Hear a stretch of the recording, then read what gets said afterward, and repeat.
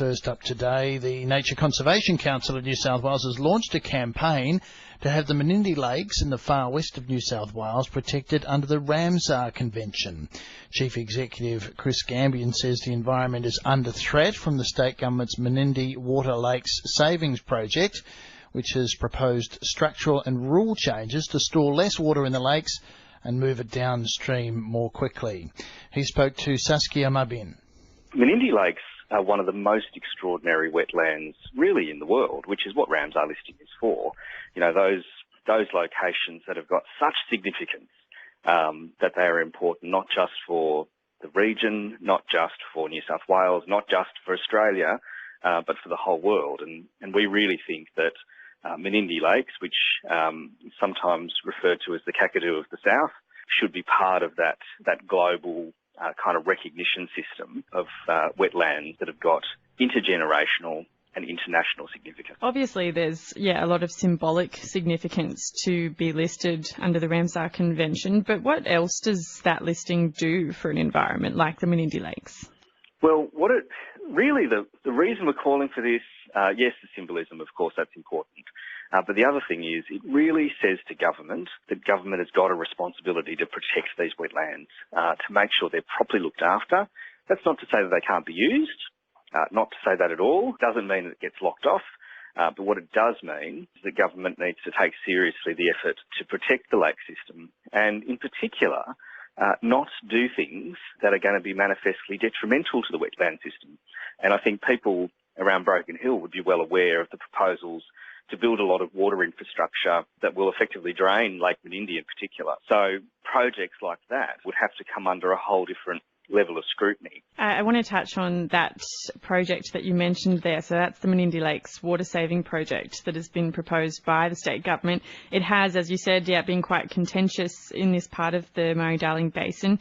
The plan is to put infrastructure in place and change water rules, which would mean that it would reduce the losses of water through evaporation is the aim of it, by storing less water in the lakes and releasing it downstream more quickly.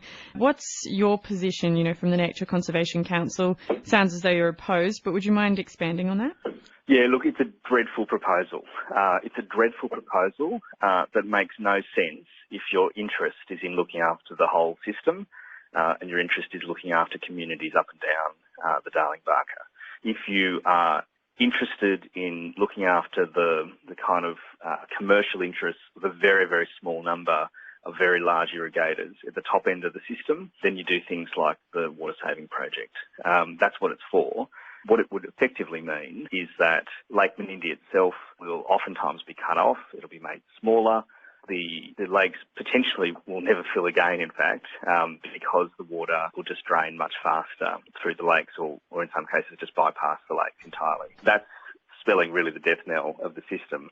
What's the payoff? What's the benefit? The theory is that it's going to stop evaporation, but the science on that, we remain to be convinced that that science is real science. Now, I want to be really clear and say we are not advocating for conservation of the lake system at the expense of farmers or the expense of wreck fishermen or at the expense of communities or at the expense of even irrigators.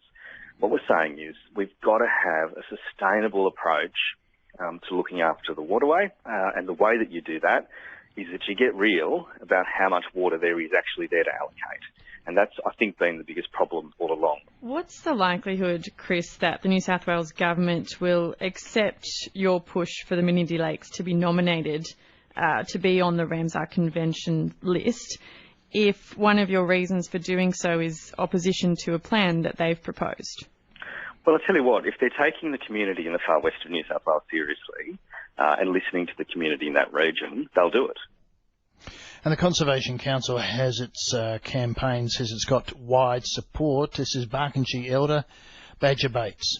All of us, we must speak for the things what can't speak for themselves.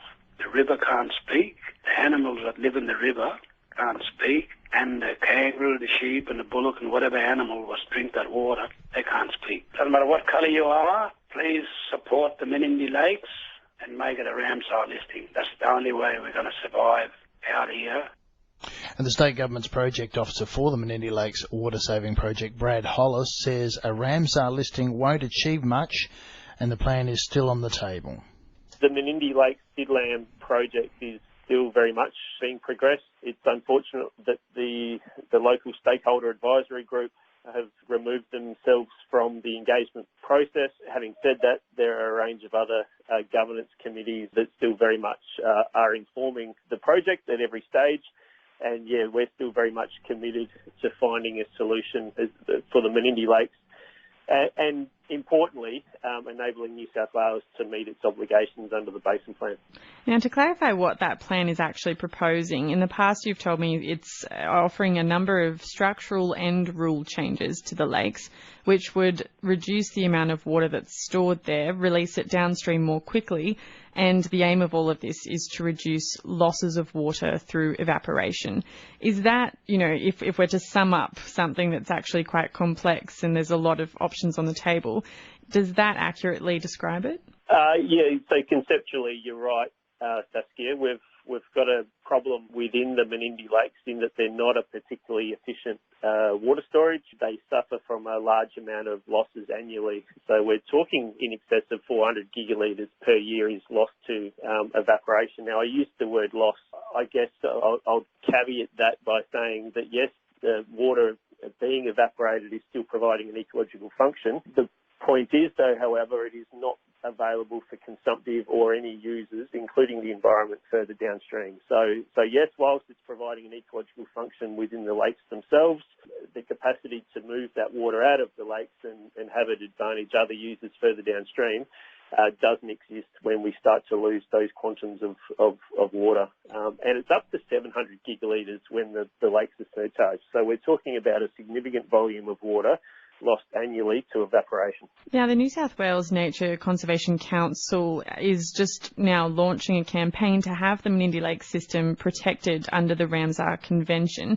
Is this something that you would consider or that you would support? Look, I think there's a lot of confusion around this Ramsar declaration and the potential Ramsar listing. I think it's really important that your listeners understand that a Ramsar declaration in itself really changes nothing. The same problems that are being experienced at the Menindee Lakes and the Lower Darling now, they don't disappear the minute that the Menindee Lakes receive a Ramsar listing. If anything, the problems that are facing the Menindee Lakes, they become more pronounced, particularly under climate change. We're expecting climates to become drier and hotter. So we really need to deal with this problem of the lakes are inefficient as a water storage, and we need to come up with clever ways of making sure that the water is used for a whole range of users further downstream. Declaration around our listing in itself won't change the fact that we've still got a problem at Menindee, and the sort of ecological problems that we saw last year, they don't disappear